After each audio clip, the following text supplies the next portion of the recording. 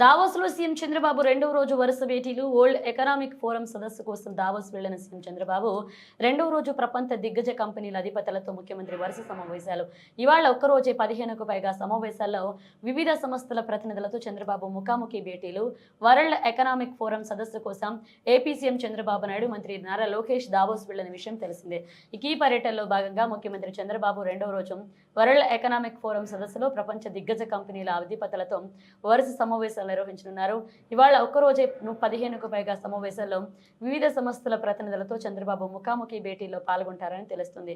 Green hydrogen, green manufacturing, next petrochemical hub, energy transition, blue economic సదస్సులు, round table సమావేశాలకు హాజరు కానున్నారు.